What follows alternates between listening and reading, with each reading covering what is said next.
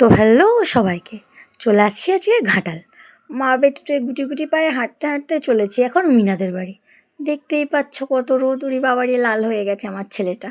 চলে এলাম মিনাদের বাড়ি। তো একজন কতটা এক্সাইটেড দেখতেই পাচ্ছ, আমাকে পেছনে ফেলে আগে চলে যাচ্ছে গিয়ে গিয়ে গিয়ে গিয়ে। বাবা ও সব জানে, ও সব জানে, ও রাস্তা জানে, ও সব জানে।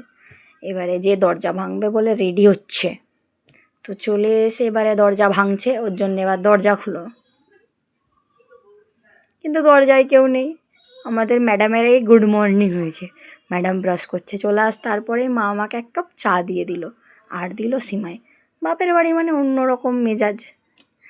দেখতে পাচ্ছ কত শান্ত হয়ে গাড়ি পার্কিং করে খেলছে। মোটেও এতটা শান্ত নয়, শুধু দেখাচ্ছে ক্যামেরায়। আর একজন তো ফোন আর ফোন। তার মাঝখানেই আমরা দুটো পার্সেল চলে এলো, অর্ডার দেওয়া ছিল। তো তারপরে দুপুরে লাঞ্চ করে নিলাম আমি আর বনুতে।